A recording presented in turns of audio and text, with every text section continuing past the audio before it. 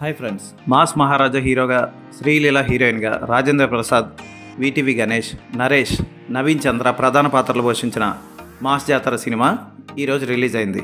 ఈ సినిమా ఎలా ఉందో ఇప్పుడు చూద్దాం. వరంగల్ నుంచి అడవివరం అనే ఊరికి ట్రాన్స్ఫర్ అయిన రైల్వే పోలీస్ ఆఫీసర్ ఆ ఊర్లో జరుగుతున్న శీలావతి డ్రగ్స్ వ్యాపారాన్ని అరికట్టడం కోసం ఏం చేశాడు, ఆ మాఫియాతో ఎలా పోరాడాడు అన్నదే కథ. ఈ సినిమాకి ప్లస్ పాయింట్స్ ఏంటి అంటే రవితేజ స్టైలింగ్.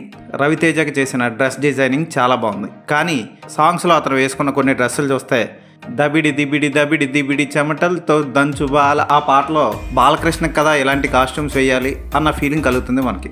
ఓకే, ఇది ఒక్కటే ప్లస్ పాయింట్. మరి ఈ సినిమాకి మిగిలినవన్నీ మైనస్ పాయింట్సేనా అని మీరు అడగొచ్చు. ఎస్, నిజంగా అన్నీ మైనస్ పాయింట్లే. ఒక్కొక్కటి ఇప్పుడు చెప్పుకుందాం. రవితేజ పర్ఫార్మెన్స్. రవితేజ వరంగల్ నుంచి అడవివరంకి ట్రాన్స్ఫర్ అయ్యి వస్తాడు. హీరో తెలంగాణకు చెందిన వ్యక్తి. హీరో అప్పుడప్పుడు వచ్చిండ్రు చేసిండ్రు బో అని అరుస్తూ ఉంటాడు. బో అనడానికి బో అని అరుస్తూ ఉంటాడు. Hero character slang Telangana slang అయితే అతని తాత కూడా తెలంగాణ స్లాంగ్లో మాట్లాడాలి కదా. అతని చుట్టుపక్కల ఉన్న వాళ్ళు ఎవరు కూడా తెలంగాణ స్లాంగ్లో మాట్లాడరు. పోన్లే, అక్కడి నుంచి మన అడవివరం వచ్చేస్తాడు. ఇది శ్రీకాకుళం సైడ్. విలన్ గాడు నవీన్ చంద్ర నిన్ను చంపేసి జాతరలో బలిచ్చేస్తాను అని శ్రీకాకుళం స్లాంగ్లో మాట్లాడుతూ ఉంటాడు. అతని చుట్టుపక్కల ఉన్న వాళ్ళు అందరూ, ముఖ్యంగా జబర్దస్త్ కమీడియన్ హైపరాది మామూలు జనరల్ తెలుగులో మాట్లాడుతూ ఉంటాడు. అజయ్ ఘోష్ కూడా జనరల్ తెలుగులోనే మాట్లాడతారు. అంటే హీరో, విలన్ ఈ ప్రధాన పాత్రలు మాత్రమే స్లాంగ్ నేర్చుకుంటే మిగతా వాళ్ళందరూ జనరల్ తెలుగు మాట్లాడతారు. ఓకే, ఇక డైలాగ్స్ ఏమన్నా బాగున్నాయా అంటే విలన్ గాడికి రాసిన ఒక్క డైలాగ్ తప్ప మిగిలిన ఏవి బాగో. అన్నదమ్ములు కొట్టుకుంటే మహాభారతం, అన్న తమ్ముడు కలిసి వేరొకరిని కొడితే రామాయణం అంటూ చెప్పే డైలాగ్ ఓకే అనిపిస్తుంది. ఇది విలన్ చెప్తాడు. ఇక విలన్ క్యారెక్టర్ పేరు శివుడు. ఆడు చేసే పనులన్నీ రావణాసుడి పనులు. ఎంత బుర్ర తక్కువ విలన్ అంటే ఒక అమ్మాయిని చూసి ప్రేమిస్తాడు చిన్నప్పటి నుంచి. ఆ అమ్మాయి అతను పెద్ద విలన్ అని తెలిసి భయపడి ఈజీగా పెళ్లి చేసుకోవచ్చు, లేదా ఆ అమ్మాయిని ఏదైనా చేసేసి తాళి కట్టేయచ్చు. తాళి కట్టేసినా సరే పడి ఉంటుంది. వీడు తాళి కట్టడం మానేసి కాళ్ళకి సంకెళ్ళేసి, అది కూడా రాధా టీఎంటీ స్టీల్తో తయారు చేసిన సంకెళ్ళు, ఇవి పగలగొట్టాలంటే రాముడే రావాలి అన్న టైప్ బిల్డప్ ఇస్తాడు. హీరో సెకండ్ హాఫ్లో జాట్ సినిమాలో సన్నీ డియోల్ టైప్లో డ్రెస్ వేసుకొని ఆ టైపు బిల్డింగ్లోకే విలన్ గార్డ్ ఉన్న దగ్గరికి వచ్చి అక్కడే బోన్ చేసి ఆ తాళం ఈజీగా పగలగొట్టేస్తాడు. అంటే కండలు తిరిగిన విలన్ కూడా గొడ్ల సావిడిలో గొడ్లకి గడ్డేసి గొడ్లను మేపి ఈ డైలీ పెట్టడానికి ముందు పొద్దుగాలనే 4 లేస్తాం అన్న టైప్లో వర్క్ చేసిన విలన్ కూడా ఆ చైన్ని పగలగొట్టలేడు, హీరో పగలగొట్టేస్తాడు. ఓకే, అయిపోయింది. ఇక హీరోయిన్ దగ్గరికి వద్దాం. హీరోయిన్ శ్రీలీల. మెడ నుంచి కాళ్ళు వరకు ఏదో స్కేల్ చేసినట్టు కుదించుకుపోయి సన్నగా అయిపోయి బుర్ర మాత్రం పెద్దది కనబడుతూ ఉంటుంది సినిమా చూస్తున్నంతసేపు.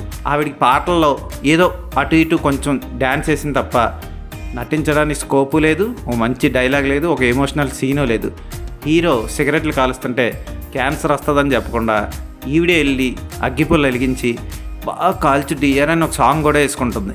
ఇది అయిపోయింది. పోన్లే, సినిమాటిక్ కదా, వదిలేయండి. Hero railway police officer. ఒక్కసారన్నా పోలీస్ యూనిఫామ్ వేసుకొని ఫస్ట్ హాఫ్లో కనపడతాడా రైల్వే ప్లాట్ఫామ్ మీద అంటే ఎక్కడ ఏమి చేయడు.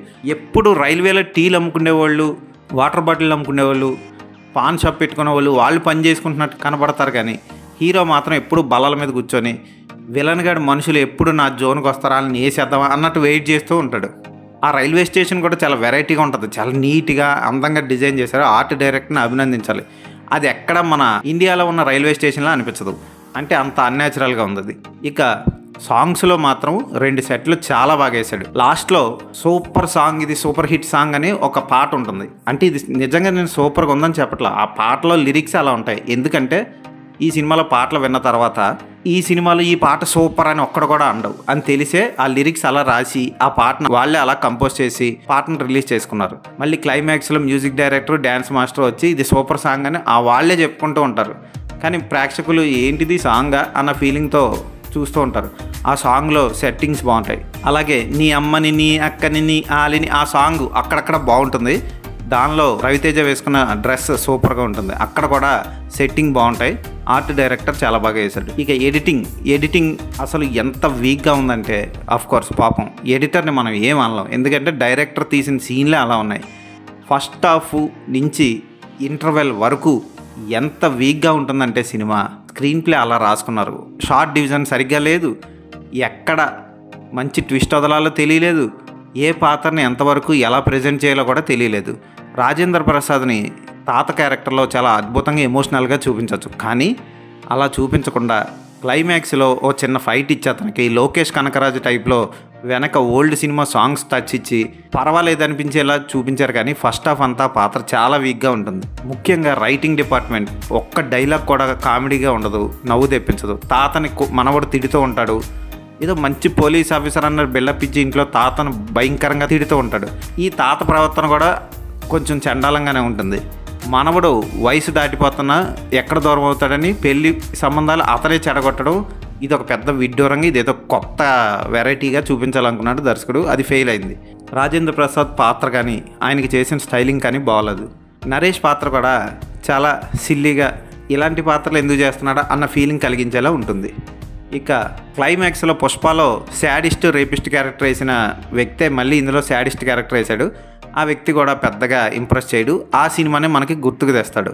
క్లైమాక్స్లో పేరుకి సినిమా పేరు మాస్ జాతర అని పెట్టాం కదా అని చిన్న జాతర సెటప్ క్రియేట్ చేస్తారు. అక్కడ జాతర ఫీలింగే కలగదు. ఎందుకంటే హీరోకి సంబంధించిన ఫ్యామిలీ వాళ్ళు ఒక 2-3 ఆర్టిస్టులు, విలన్ గడి గ్యాంగ్, అంతే తన్నులు తినేస్తారు, అయిపోతుంది అక్కడితో సినిమా.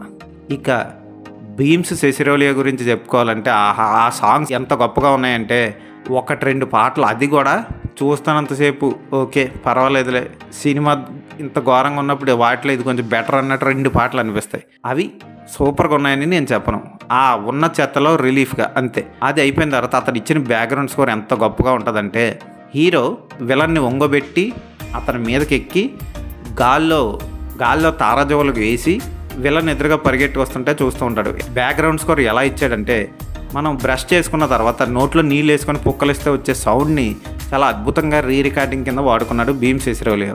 అతను కూడా మొనాటిని వచ్చేలాగా పిచ్చి పిచ్చి పాటలు కొడుతున్నట్లు అనిపిస్తాయి. ముఖ్యంగా మాయదారి మైసమ్మో అలాంటి తెలంగాణ టైపు మ్యూజిక్ ఇచ్చేసి పాటలన్నీ మరీ జానపదాల్లో వెళ్ళిపోయి చిరాకు అనిపిస్తాయి. దానికి తోడు అద్భుతమైన లిరిక్స్ ఉంటాయి. అమ్మని అక్కని ఆలని ఇలాంటి లిరిక్స్ అద్భుతంగా రాసి ఎంకరేజ్ చేస్తున్నందుకు తెలుగు ప్రొడ్యూసర్స్ కూడా నమస్కారం పెట్టాలి.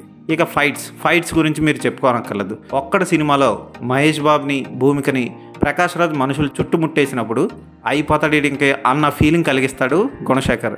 అదే టైంలో భూమిక మెడ మీద కత్తి పెట్టి చాలా క్లెవర్గా తప్పించుకుంటాడు మహేష్ బాబు. ఇక్కడ డైరెక్టర్కి అందరూ మార్కులు వేస్తారు.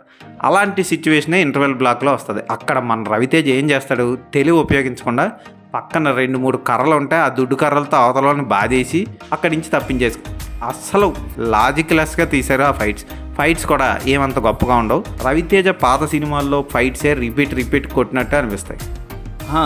మర్చిపోయాను, క్రాక్ సినిమాలో వేటపాలెం గ్యాంగ్ గాడిద రక్తం తాగేసి స్పెషల్గా కిల్లింగ్స్ అవి చేస్తూ ఉంటారు. ఆ టైపు ఒక చిన్న మావయ్య బ్యాచ్ని విలన్కి పెట్టారు ఈ సినిమాలో. ఆ బ్యాచ్తో వచ్చే ఫైటింగ్ సీన్స్ పర్వాలేదు అనిపిస్తాయి. ఫైటింగ్లో అవి ఒక్కటి బాగా తీశారు. ఈసారి డిసప్పాయింట్ చేయను అంటూనే రవితేజ ఫస్ట్ హాఫ్ ముందే డిసప్పాయింట్ చేసేస్తాడు సినిమా చూసే ప్రేక్షకులకి.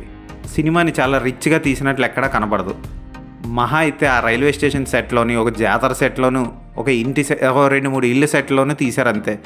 అవి కూడా కలర్ కరెక్షన్ అంత గొప్పగా లేక ఫోటోగ్రఫీ కూడా అంత సూపర్గా ఉన్నట్లు అనిపించదు. రవితేజ కెరీర్లో వీకెస్ట్ సినిమాల్లో ఇది కూడా ఒకటి. ఈ సినిమాకి నేను ఇచ్చే రేటింగ్ 2/5.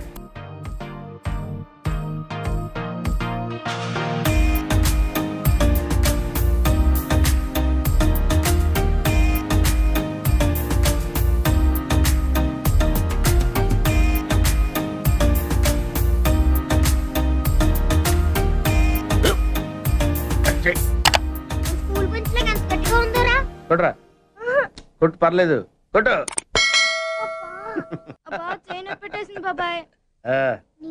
ఏంటి నువ్వు కొడతావా? కమా బిట్ మీ యార్. వాడిని నేను కొట్టడం లేదమ్మా, వాడినే నన్ను కొట్టమంటున్నాను. నువ్వేం కంగారు పడక్కర్లేదు. అడుగుతావేంటి?